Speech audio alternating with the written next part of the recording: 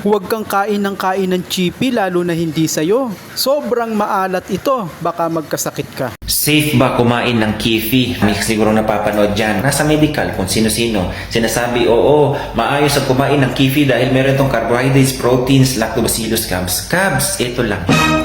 Magandang pag-usapan ito lalo na sa mga kabataan.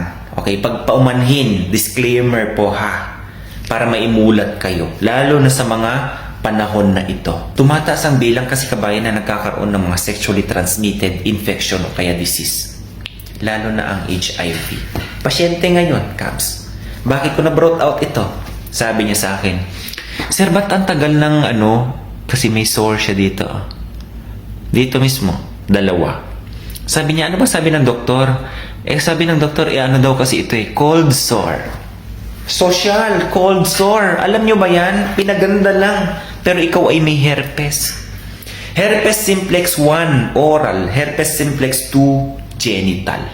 Tapos sabi namin ng doktor, ikaw, may cold sore ka. Kasi, pangit na mapakinggan, ikaw, may herpes ka. Hindi ba? Kaya cold sore na lang ang sinabi.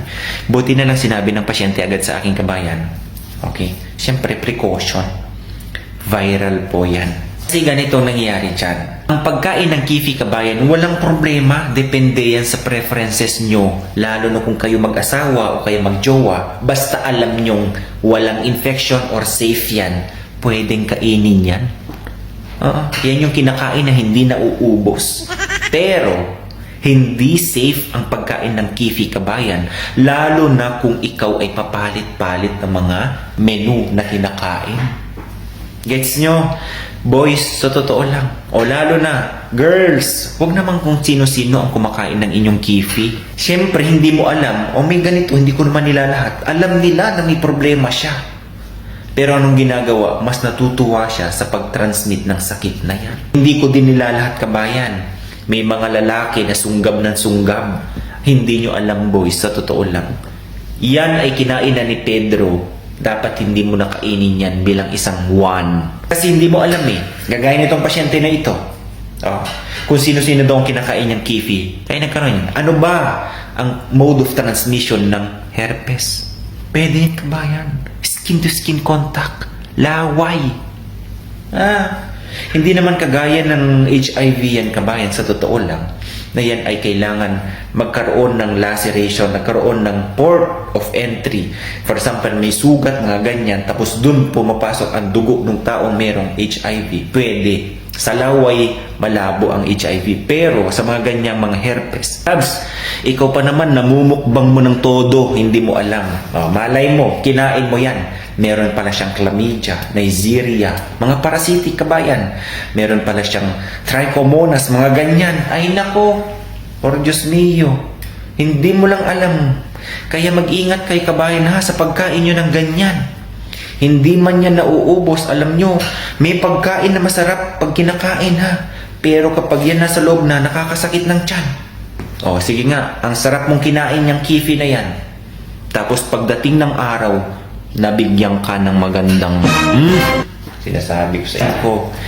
Different preferences naman yan kung saan pwedeng ma-activate yung pleasure sa katawan nyo. Pwedeng kainin. Walang problema yan. Basta naman alam nyong malinis yung kinakain nyo. Kaya huwag po basta-basta Ito, naway mamulat sa mga kabataan ngayon. Ang level o kaya rate ng mga nagkakaroon ng mga sexually transmitted infection ngayon kabayan, tumataas. Hindi lang yan, bumabata pa. Ang prevalence rate sa Pilipinas, napakabilis. Totoo yan.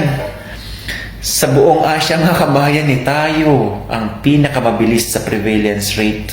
Pinakamataas pa sa prevalence rate ng mga sexually transmitted disease. Kung ikaw, sir, di mo alam, yung kinain mo pala na yan, positive. Sige nga. Kaya ang sinasabi ko dito, hindi safe ang pagkain ng kifi kapag yung papalit-palit ka. Safe yan kung gagawin mo lang sa asawa mo or sa kilala mong jowa mo. Kung isa lang ang jowa mo, kabayan, ay talagang safe ka. Pero kung ikaw, mahilig ka sa mga pinipick up, walang kasiguruduhan yan na hindi ka magkakaroon ng makakapitan or mahahawaan ng sakit. Magugulat ka na lang kagaya nitong pasyente. Sinabihan ng doktor, Cold sore. Baka ganyan din sabihin ng doktor sa'yo, ikaw ay may cold sore. Cubs, herpes yan, sinasabi ko sa inyo.